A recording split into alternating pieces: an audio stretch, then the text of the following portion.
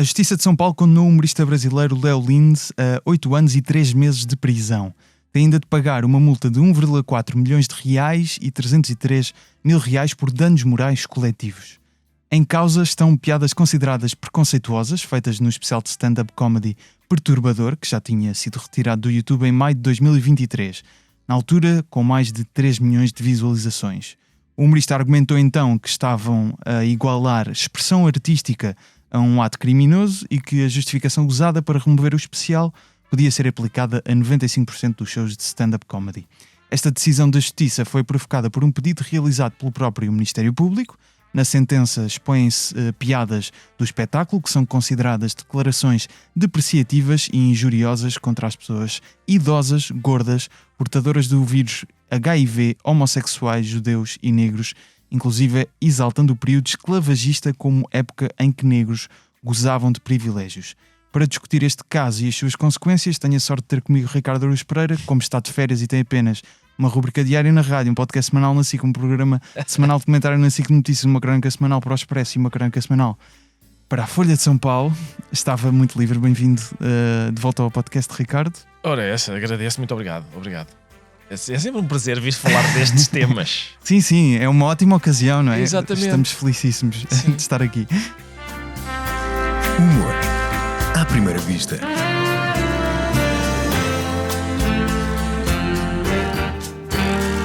Com Gustavo Carvalho. Amiga, estou cheinha de trabalho. E tu? Eu vou ter um dia santo. Só tenho de reunir com a quinta.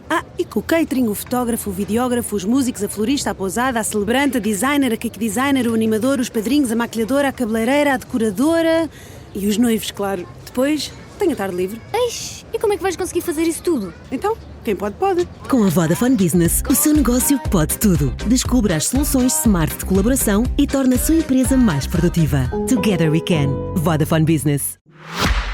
Eu vou começar por citar uma piada que está na sentença e que é dito no espetáculo. O Léo Lins a certa altura diz: sou gordo, adoro comer e não gosto de fazer exercício. Como é que vou emagrecer? Pegando sida. Você não adora comer tudo, sai comendo gay sem camisinha, uma hora dá certo. E depois faz uma pausa e diz: essa piada pode parecer um pouco preconceituosa, porque é. Sendo esta uma das piadas que está no espetáculo, não vamos obviamente avaliar o trabalho do Léo Lins do ponto de vista humorístico, porque também é relevante, os bons e os maus humoristas, mesmo que consideremos o Léo bom ou mau, devem ter o mesmo julgamento perante a lei, obviamente. Esta piada termina com o reconhecimento de que o que se está a dizer é grave e, portanto, a consciência de que o que se está a dizer é uma piada. É, no fundo, um aviso final de o que acabei de dizer é uma piada, que normalmente é algo até que na comédia evita-se fazer. Exato. Porque o facto de, por exemplo, estar em palco, ter pessoas a assistir, bilhetes vendidos, em princípio já chega. Já chega, exatamente. Mas no fundo, este aviso não lhe serve de nada, porque a crítica que fazem na sentença, de uma forma resumida, é especialmente nem a brincar se diz isto, porque na sentença a juíza reconhece que durante o stand-up o próprio humorista admite que é preconceituoso e faz piadas sobre o facto de ser, e a conclusão que tira é: ele tinha a intenção de cometer um crime. Tu, quando no sketch do gajo de Alfama disseste que o povo muçulmano só está bem a arrebentar, tinhas consciência de que estavas a incitar à violência, ou só descobriste agora com esta sentença? Sim, lá está. Isso é realmente o problema de fazer o que tu fizeste, que é citar piadas, sim, que é o que tu estás a ler da sentença, que é muito chato, eles estão a citar piadas. O problema disso é que produz um efeito que é absurdo, porque estamos a citar declarações não sérias como se elas fossem sérias. Ou seja, estamos a ignorar que elas são preferidas num determinado contexto, num palco, num espetáculo de comédia para o qual as pessoas pagaram bilhete porque têm a consciência de que é um espetáculo de comédia, e tendo a consciência que é um espetáculo de comédia, sabem todas as coisas que estão envolvidas e que contribuem para esse contexto. Isso designadamente o facto daquilo ser discurso não sério, não é? E portanto, basicamente, a gente pode tem acesso apenas à citação que tu fizeste.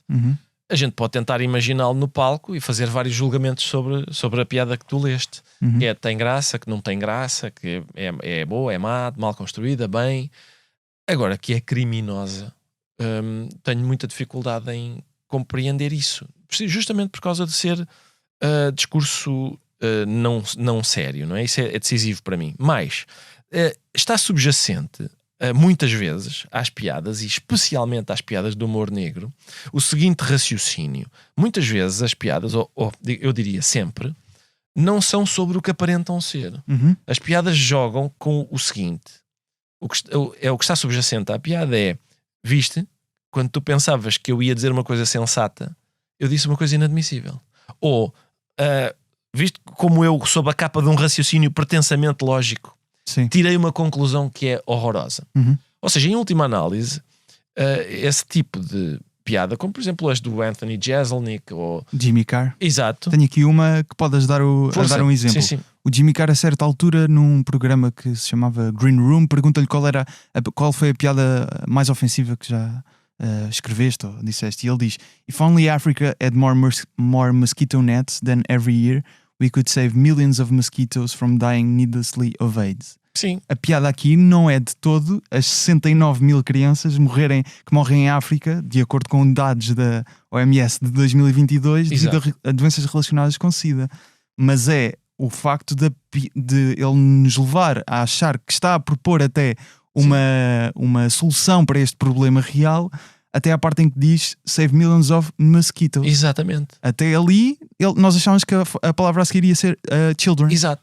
Não é? E, portanto, isto é um truque de linguagem. Quem for para casa e confidenciar aos seus entes queridos: fui ao espetáculo do Jimmy Carr, não faz ideia, pá, ele está preocupado com a vida dos mosquitos em África. Isso significa que não perceberam, claro, não percebem o que estão a ver. E portanto, isso é uma coisa muito aflitiva, mas muito prevalecente. Nós estamos os dois aqui a falar sobre esta sentença de 8 anos de prisão. Certo. 8 anos de prisão. Tu estavas a dizer que já era alucinante que fosse criminosa, e dentro da margem de crime é 8 anos. Exato. Portanto, já é uma coisa... É uma sentença, é uma pena, aliás, sim, que costumam levar pessoas que cometem crimes bastante graves. Violações, tentativas de homicídio, certo. E tal. Aliás, é curioso que... É por isso a questão é, nenhum de nós está surpreendido, acho eu, Gustavo. Quer dizer, isto adivinhava-se, não é? Adivinhava-se primeiro... Quais é que eram os sinais, então? Bom, nós estamos surpreendidos por duas razões, acho eu. Primeiro, porque deve dizer-se que, historicamente, há várias ocorrências deste tipo. E, portanto, nós sabemos, por exemplo, no início do Soldado Schweik, do livro do Jaroslav Hasek, eles vão presos. Há um conjunto de personagens que vai presa por estar a dizer coisas um bocado desagradáveis sobre o imperador, o arquiduque. Estava ali, o retrato dele estava na parede, mas eu tirei-o porque as moscas estavam a cagar nele. Esse tipo de observação faz com que eles sejam presos. O sexto prisioneiro, que está à parte desses outros 5 que foram presos por causa de coisas que disseram, jocosas, ele disse que não queria ter nada a ver com eles para não cair sobre si qualquer suspeita, e que só estava ali por tentativa de assassínio de um pai de família. Ou seja, esta ideia de que, calma, eu não fiz piadas, eu só tentei assassinar uma pessoa. Sim. E desse crime ser menor do que fazer piadas não é exatamente uma coisa nova. Quando o Dario Fo ganhou o Prémio Nobel da Literatura, ele fez um discurso na academia a agradecer, chamado Contra Joculatórias Obloquentes, que significa qualquer coisa como contra gracejadores maldicentes, que é o nome de uma lei do século XIII que permitia às pessoas, dava às pessoas o direito de insultar, espancar, ou até, se estivessem nessa disposição, matar gracejadores que tivessem feito piadas que eles não tinham, das quais eles não tinham gostado. Essa lei, a gente pode dizer, bom, essa lei está tão longínqua de nós. Certo, mas o espírito dela, por exemplo, é o que está por trás da ideia de que, se o Chris Rock faz um comentário de que eu não gosto, eu posso levantar-me e agredi-lo. E ser premiado no final da cerimónia. E ser premiado no final ninguém dizer assim, olha, desculpa, o senhor não se sabe comportar, rua. Não, antes pelo contrário. E, portanto, também está por trás do facto de, quando nós vemos uma coisa que eu acho que nós os dois consideramos grotesca a um ponto inimaginável, que é uma condenação de 8 anos de prisão por causa de piadas, nós assistimos a que haja, até entre humoristas, ou um silêncio, ou até digamos, uma compreensão, porque realmente Bom, há certos exageros que, de facto, vão longe demais. Exato. E, portanto, tudo isso é arrepiante, acho eu. Certo. E tu estavas a dar o exemplo do livro que citaste, ajuda-me? Sim, o Soldado Zweig. Sim, exato. E estavas a comparar a tentativa de assassinato ao registro do humor, no sentido de a tentativa de assassinato é menos grave do que o humor. O humor ele leva o crime para um patamar ainda mais alto. E é interessante porque, lendo a sentença, tem coisas muito giras. Isto sim, um bom pedaço de humor, que, por exemplo, reconhece que o humorista diz o que diz em momento de descontração, diversão ou recriação, ou seja, reconhece que sabe que estão a ser ditas coisas num contexto humorístico, e a conclusão que tira é que a pena tem de ser agravada por causa deste registro de diversão. Portanto, as mesmas declarações, exatamente as mesmas declarações que o Léo Lins faz, mas ditas por, imaginemos, um deputado na Assembleia, seriam também condenadas, mas em princípio com uma pena mais leve, porque concluem que o contexto do humor, e estou a citar, o contexto de humor, além de não excluir o crime, consiste em causa de aumento à prática da discriminação. A sentença resumista racismo recreativo. Exato. Define como o uso do humor para expressar a hostilidade racial, perpetuação do racismo. Ou seja, aquilo que seria... O humor agrava. Exato. O que seria a justificação, a atenuante, não é? Sim. O que seria uma atenuante, que é, isto é discurso não sério, é uma agravante. Ou seja, se ele estivesse a falar a sério, pelos vistos era menos grave. Era menos grave. É incrível. Exato. Mas isso também revela... O racismo a sério seria menos grave. Exatamente. Isso revela um determinado entendimento do que o humor é. Ou seja, de que falar a sério é uma coisa, o discurso humorístico é uma agressão. Isso é frequentíssimo. Certo. E, portanto, porquê que a sentença é esta? Porque se supõe que o que ele está a fazer incita à prática de como o gajo da Alfama incentivava da discriminação. Exatamente. Sim, como se, lá está, o gajo da Alfama, quer dizer, acho que não há ninguém que ignore que aquilo... Mas como estás com um bigode e um palito na boca, as pessoas percebem que é uma personagem. Mas repara, atenção, ninguém ignora que aquilo é uma sátira ao discurso racista. Exato. Mas há uma posição sobre aquilo que é, não, mas aquilo não se diz nem a brincar. Exatamente. E dizem, não é racismo recreativo, a expressão é racismo irónico. Ora, não é. Aquilo é a representação de racismo. Portanto, não é racismo irónico. Assim como quando um ator mata outro num filme, não é homicídio irónico. É a representação de um homicídio. Isto é bastante curioso, porque esta ideia de tu dizes uma piada e isso, o vocabulário do costume, perpetua, reforça, etc. Isso, como calculas, está por provar.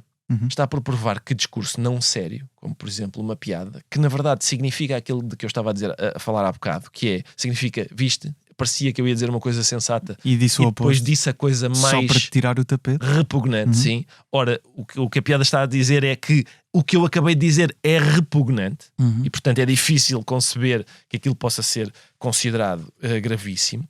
Isso não é, não sei se já viste, mas às vezes circula pela internet várias coisas do mesmo género. A última que eu vi era de um ilustrador espanhol chamado Javi Royo. É uma pirâmide humana que tem na base, tem a legenda rir de uma piada machista. Esta é a base. Portanto, rir de uma piada machista é a base. Os degraus seguintes são tocar sem consentimento, abusar, violar e matar. Ou seja, o desenho indica que transmite esta ideia que é, rir não é um ato inocente, repara, não é conceber uma piada machista, é a partir do momento em que tu ris de uma piada machista, tu integras uma estrutura que culmina em homicídio. É uma cadeia de atitudes que vai acabar naquilo. Eu andei em colégios de padres e por isso eu já conheço esta teoria há muito tempo. O São João Crisóstomo, no século IV, dizia, numa das suas homilias, o seguinte: rir e falar de forma brincalhona não parece ser um pecado evidente, mas leva a pecados evidentes. Assim, o riso muitas vezes dá origem a discursos obscenos, e discursos obscenos a ações ainda mais obscenas. Frequentemente, a partir de palavras e risos, surgem insultos e golpes e ferimentos, e depois surge o homicídio. Claro. Ou seja, é exatamente o mesmo... A cadeia é muito lógica de exatamente. Ou seja, é exatamente o mesmo raciocínio. Esta ideia de que tu começas por te rir de uma piada e acabas a matar, não tem grande adesão à realidade, porque os assassinos não costumam ser pessoas muito risonhas e galhofeiras. Aliás, verifica-se o contrário. Os assassinos costumam ter medo de piadas. Os opressores é que costumam ter medo de piadas. Os assassinados, não tanto. Têm mais medo de facas, mocas com pregos, tiros, etc. E, portanto, pá, Mas pegando nessa pirâmide que estás a dizer, rir de piada machista é a base, não é? Exato. Isto é uma discussão, acho interessante, tentar perceber como é que se define o que é uma piada machista também. Ora, aí está. Não sei se já experimentaste ter essa discussão com o ChatGPT ou com... Não, ainda não. Mas tu concebes que existem... Tu aceitas que existem piadas machistas? Eu acho que é difícil. Ou achas que é difícil provar a existência de piadas machistas? Repara, no outro dia dei um exemplo, não sei se dei aqui também no teu programa ou no teu podcast, mas dei no meu certamente. Que foi, essa é uma dificuldade. Que é quando a gente está a falar com uma pessoa que diz piadas, vamos supor, racistas são inadmissíveis. E a gente diz, dá-me um exemplo. E a pessoa, das duas uma, ou diz, não dou, porque eu não vou reproduzir uma obscenidade, ou dá um exemplo em que a gente verifica que o que está em causa é aquele fenómeno que eu disse no princípio, que é, viste, eu parecia que ia dizer uma coisa muito sensata e depois disse uma coisa aparentemente racista que é muito insensata. A partir do momento em que uma pessoa acha que uma coisa racista é muito insensata, é difícil que a gente a considere racista. Exato. E portanto é isso. Repara que há aqui um problema também, que é os 8 anos de prisão para o Leo Lins parecem-me insuficientes. Se a argumentação do tribunal estiver correta, o Leo Lins não deve cumprir sozinho a pena de 8 anos. As pessoas que se riram das piadas do Leo Lins, as que lhe alugaram o teatro para ele cometer o crime, as que filmaram o crime a ser cometido, toda essa gente. Os 3 milhões que viram. Exatamente. No YouTube. Ou seja, toda essa gente é, no mínimo, cúmplice. Cúmplice de um crime. De um crime. E grave. E grave, exatamente. E, portanto, estamos a falar, além disso, além do mais, estamos a falar de rir. Ou seja, pôr na base de uma pirâmide, rir de uma piada machista. Rir é um ato espontâneo e involuntário. A não ser socialmente, em que alguém, estás numa vernissage na Gulbenkian e aparece um senhor que diz uma piada que não tem graça nenhuma e tu fazes certo, isso aí é um ato voluntário. Normalmente não é isso que acontece. Sim. Estás numa plateia de um espetáculo humorístico e tu riste, não estás a forçar o riso, riste porque de repente alguém disse uma coisa que te surpreendeu a ponto de te fazer rir.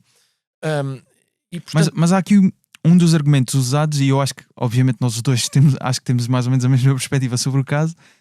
Portanto, para a conversa não sermos só os dois a concordar, fui também ver que tipo de argumentos é que as pessoas nas redes sociais que ou concordam com a decisão ou pelo menos defendem que há limites que foram ultrapassados, usam. E um dos argumentos é, ok, há quem ache que neste caso o Leon Lins acredita mesmo no que está a dizer. Ou seja, como há pessoas racistas e nós sabemos que há, certamente também há humoristas racistas.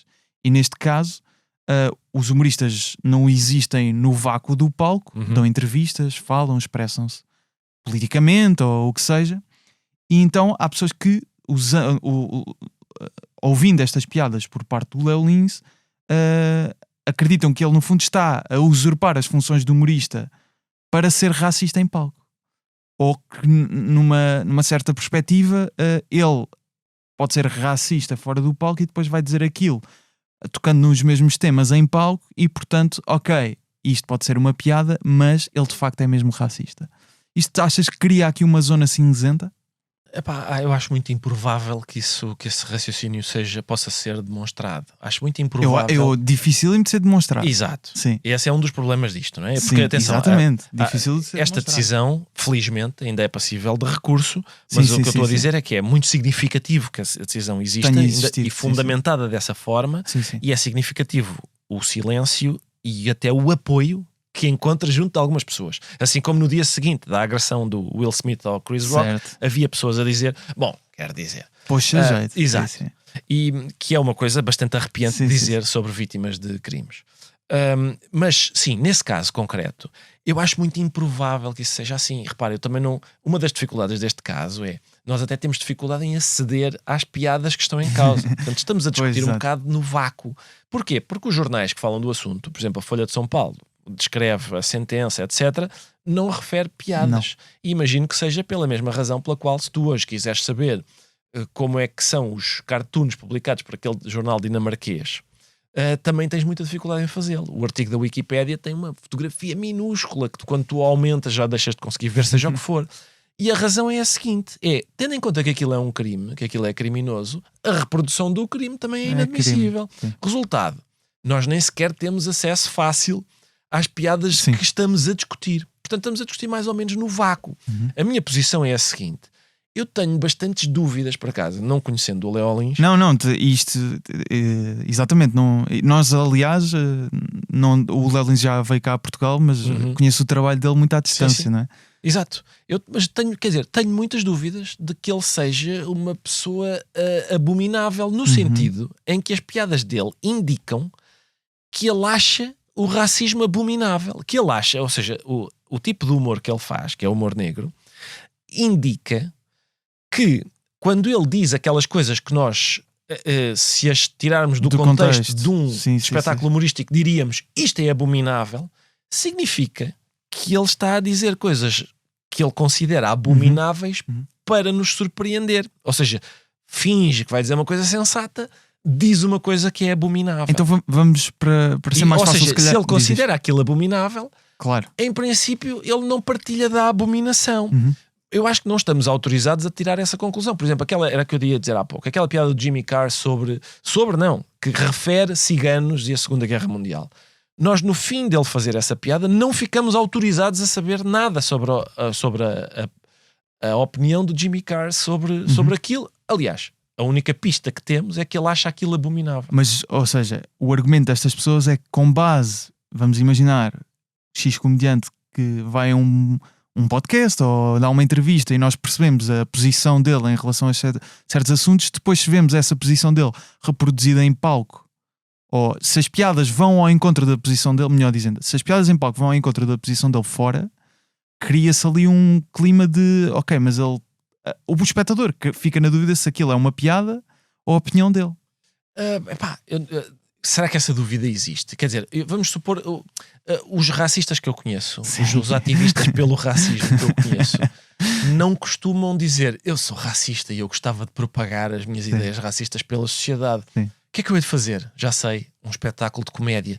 Não costuma ser esse o método seguido. Aliás, repara, eu estou bastante à vontade nesta matéria porque sempre disse que o humorista ativista, seja qual for o ativismo dele, para o bem e para o mal, é mal escolhido. O palco, falha duas vezes. Sim, o palco de um espetáculo de comédia é mal escolhido. Certo. Porque realmente é muito improvável que tu consigas persuadir as pessoas.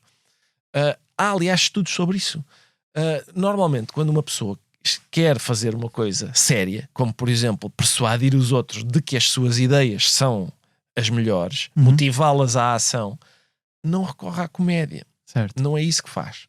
Seja como for, essas pessoas que estão a dizer isso, nós temos acho eu, que temos de lhes lembrar que ao longo deste tempo o que aconteceu foi o seguinte: às vezes as pessoas desabafavam uma coisa parecida com já não se pode dizer nada.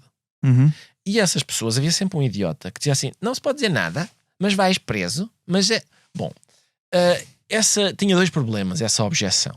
A primeira é que comprovava aquilo que estava a ser dito, porque levava à letra a expressão não se pode dizer nada. Como é evidente, acho eu, para toda a gente, quando alguém suspira já não se pode dizer nada.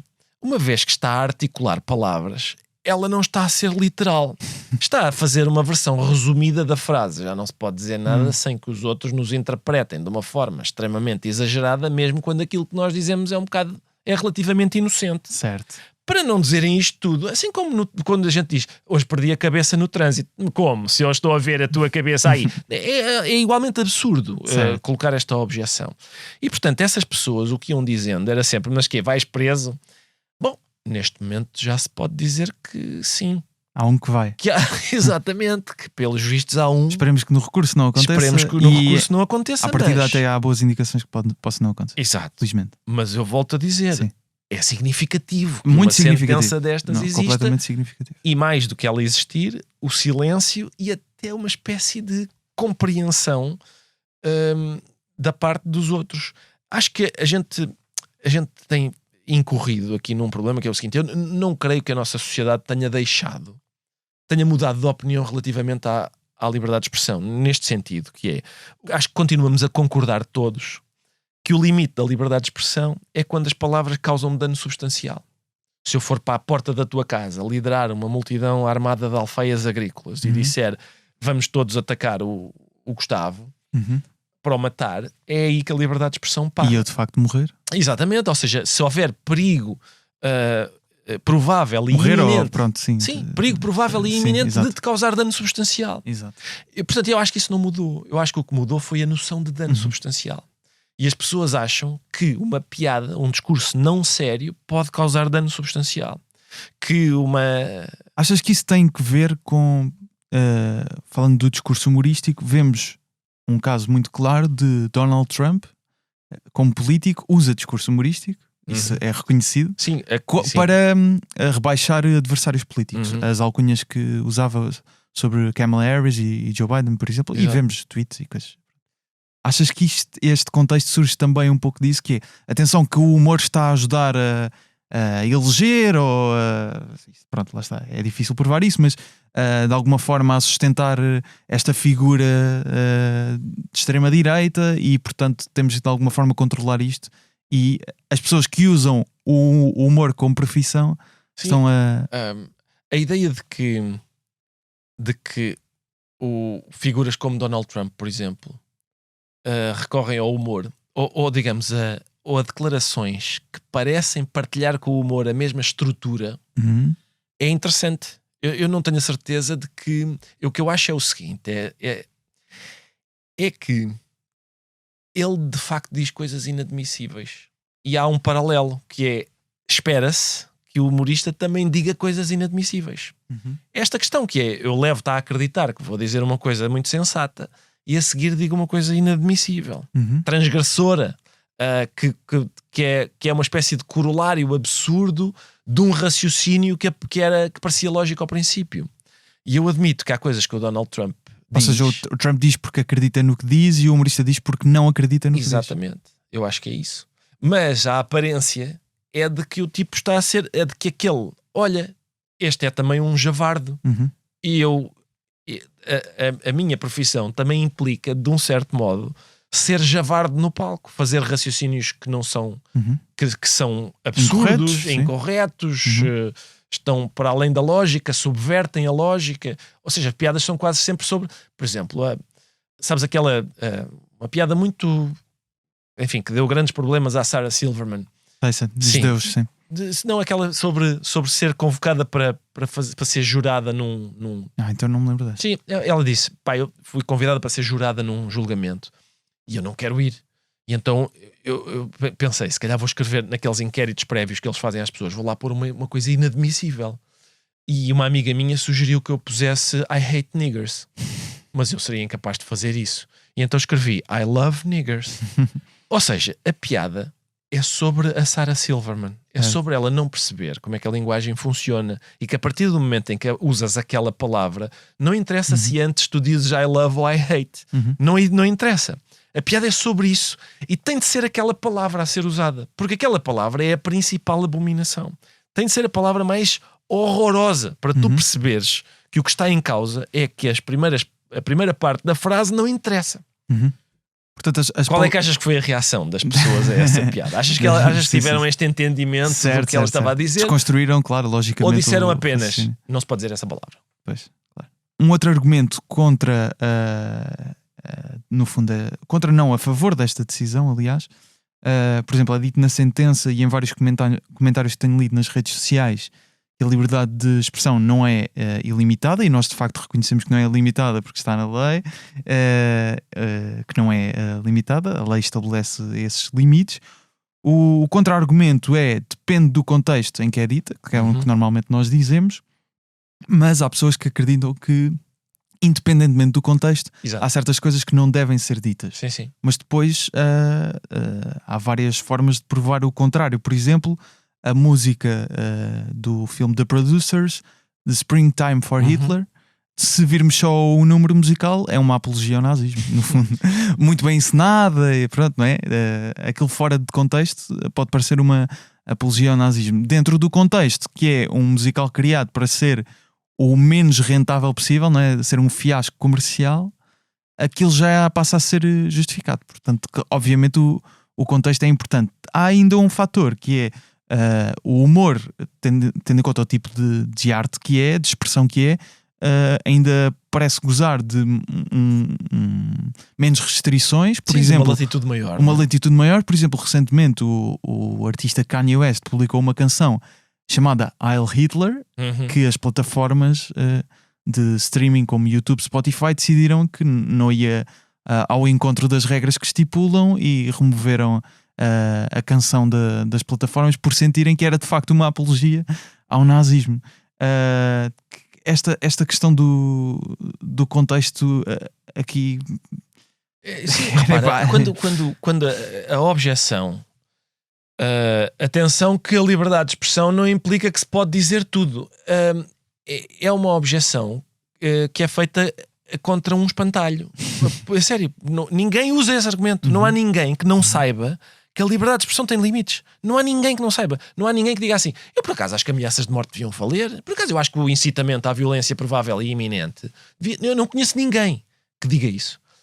E portanto o que acontece era aquilo que eu dizia há pouco, o que mudou não foi o nosso entendimento de que a liberdade de expressão acaba quando as palavras causam dano substancial. O que mudou foi a nossa noção de dano substancial, e a gente acha que uma pessoa ficar ofendida é dano substancial, que ouvir uma coisa desagradável que a gente não gosta é dano substancial, e lamento, mas não é.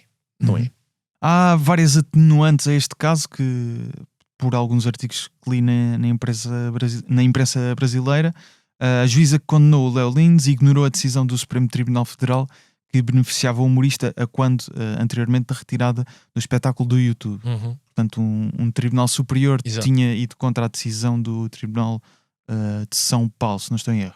Depois, na avaliação de António Pedro Machado, que é mestre em Direito Constitucional, a juíza cometeu ainda outro erro na sentença ao usar uma lei de 2023 que se chama Lei Anti-Piadas, só o nome já diz muita coisa. Quer dizer, foi o nome pelo qual ela ficou conhecida. E é importante dizer, até porque começam a circular boatos a dizer: exato, foi o Lula. Não é verdade. Essa lei é proposta por deputados de um partido que não tem nada a ver com o Lula e é votada favoravelmente por deputados do partido do Bolsonaro, mas também por deputados à esquerda. Isso é uma coisa curiosa. Certo. É que esta perspectiva sobre a liberdade de expressão, que eu qualificaria de autoritária, não tem espectro político, ideologia. Encontra fãs em vários pontos do espectro político. E portanto é importante não esquecer que houve tribunais brasileiros também que, não sei se te lembras disso, quando a Porta dos Fundos publicou um especial em que Jesus Cristo, não sei se era aquele em que Jesus Cristo é gay,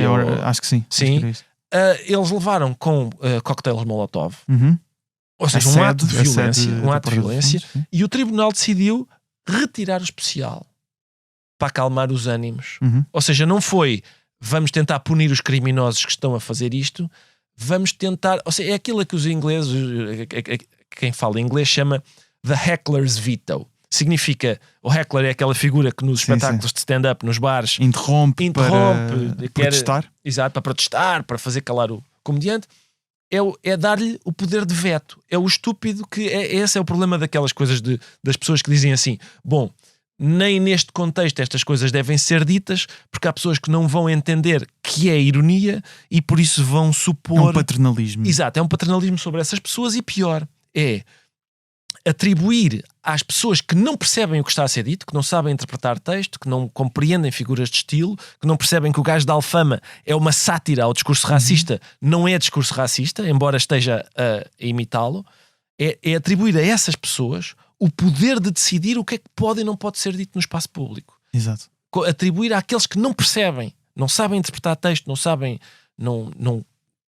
são ignorantes, atribuir aos ignorantes o poder de definir aquilo que se pode e não pode dizer. Portanto, no fundo, equilibrar por baixo. Exatamente. É equilibrar por baixo. Mas esta chamada lei anti-piadas, que é de 2023, serviu neste caso para condenar o Leo Lins por um espetáculo de comédia de 2022, uma acusação de 2022, portanto foi uma condenação por retroativos. Retroativa. À partida não faz muito sentido. Há também aqui o caso de isto ser uma acusação que surge por parte do Ministério Público, não é? Não tenho certeza se funciona por forma de alguém fez uma denúncia. Sim. E portanto, mas dirias que sendo o Ministério Público a levar este caso a tribunal é especialmente grave?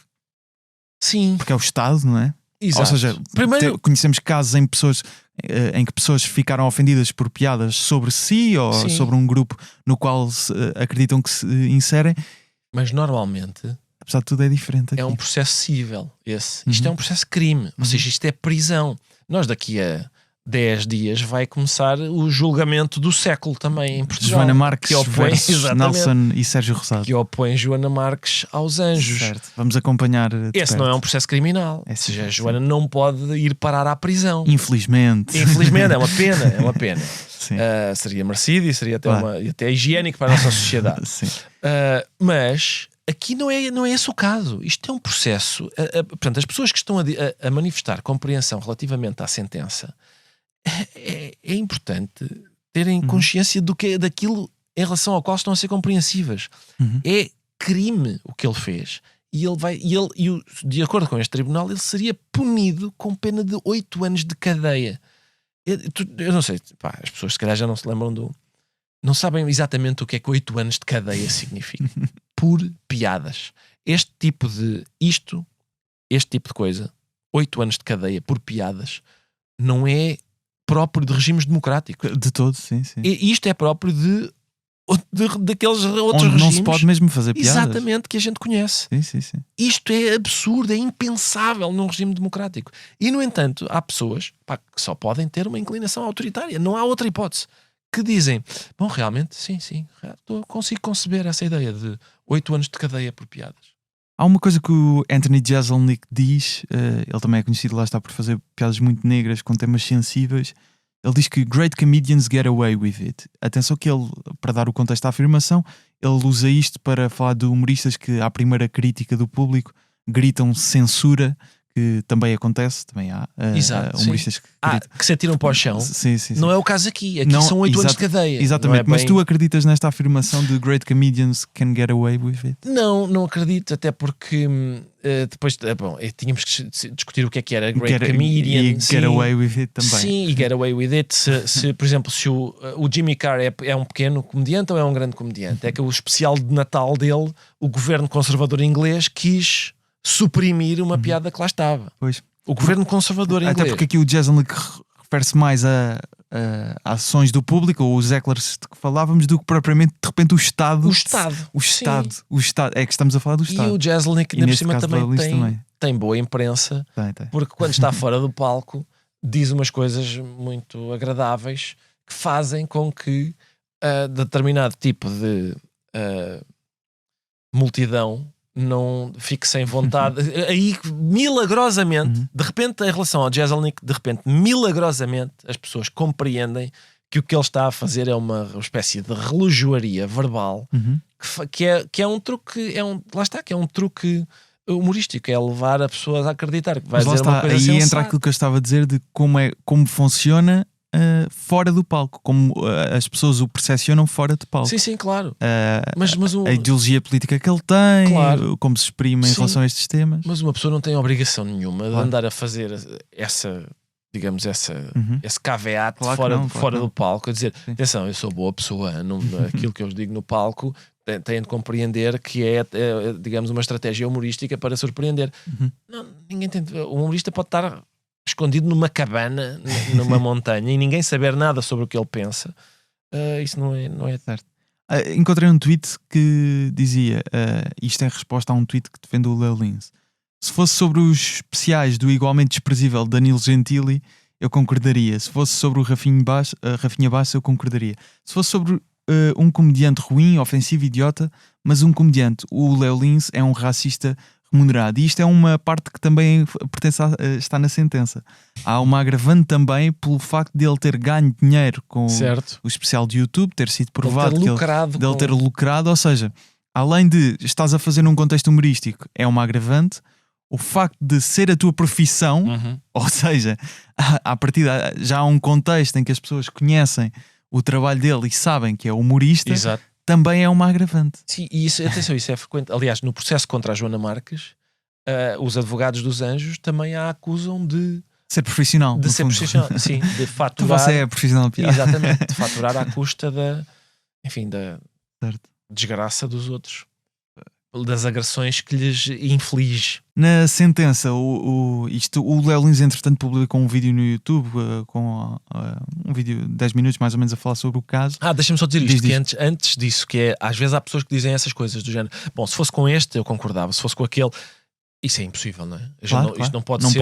Eu sei que nem sequer é bem esse o caso dessa objeção, mas normalmente a gente, das duas uma, ou as regras valem para todos, ou não, aquele pode dizer, mesmo essa coisa do Jeselnik que é, não, os grandes conseguem. Então, quer dizer, há pessoas que têm maior latitude no que podem dizer por causa da sua capacidade. Mas isso não é muito democrático. Não é muito democrático, mas há quem aponte isso, às vezes até ao teu caso, tens um programa no domingo à noite, por exemplo, porque já estás no espaço humorístico há muito tempo, dizer o Ricardo mais facilmente se consegue safar com certa piada. Exatamente, sim. Mas isso não é... eu não concordo nada com isso. É a mesma coisa que... reparem, o problema de uma piada não ser boa é as pessoas não rirem. É esse o problema. E portanto... Crime nunca, claro. Exato. É a mesma coisa.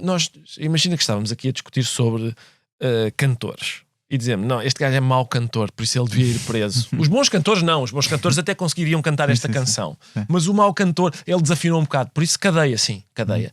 É absurdo, é impensável isso. É impensável. Há ainda um fator interessante, há muitos fatores interessantes na sentença que já agora procurem online e encontram facilmente um documento PDF com a sentença, ainda são 22 páginas. A certa altura dizem que, apesar de haver texto, edição, figurino, cenário, parece não se tratar de uma personagem, mas sim da pessoa a proferir discurso, e acrescenta, mesmo que fosse um personagem, ainda assim há crime. Pois, exato. E repara, isto abre a porta para condenarmos atores, não é? Exatamente, por exemplo, atores, exato, como já tínhamos dito há bocado.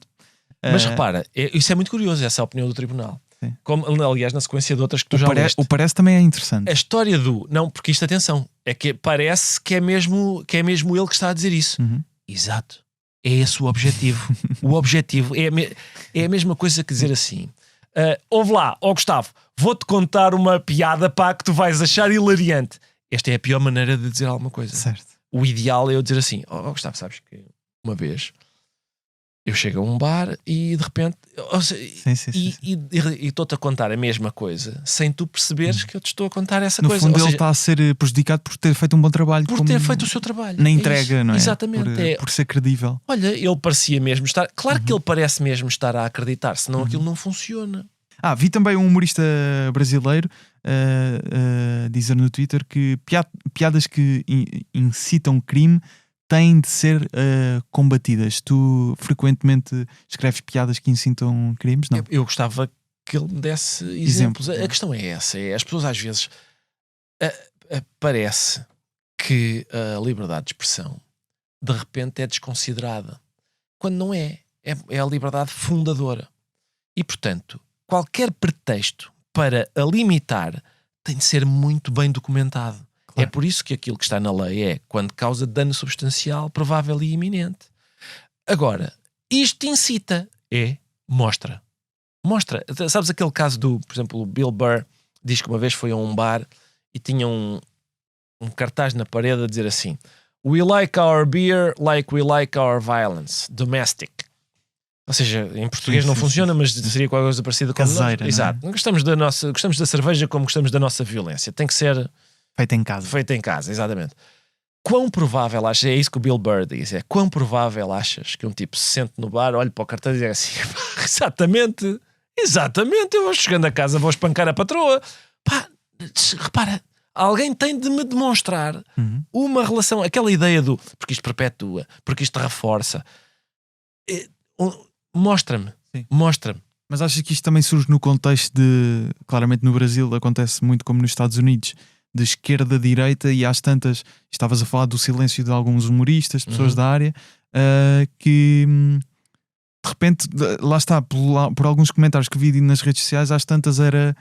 mas o Léo Lins, não sei se é de direita ou não, mas ou se volta Bolsonaro, mas mesmo que vote Bolsonaro, apesar de tudo, há regras para serem regras legais, ou seja, não se pode condenar uma pessoa a 8 anos de prisão por ter feito uma piada, mesmo que seja bolsonarista. Exatamente, é isso.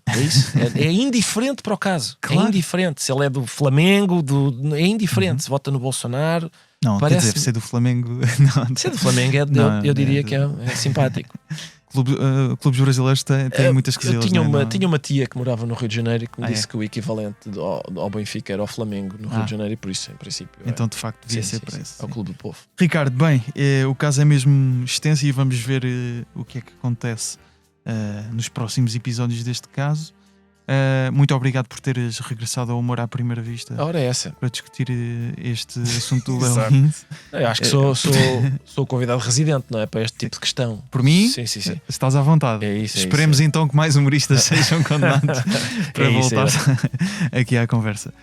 O Humor à Primeira Vista está no Instagram em humoraprimeiravista.podcast, com excertos em vídeo do episódio. As fotografias são do Nuno Fox.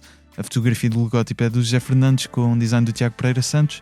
A voz do genérico é do Tiago Filipe. O Rui Mirama está no apoio à produção. Eu sou o Gustavo Carvalho, estou no Instagram, Twitter e TikTok em Gustavo Rito Carvalho, a falar sobre comédia. O Humor à Primeira Vista volta na próxima terça-feira. Mais uma vez, muito obrigado, Ricardo. Ora, obrigado.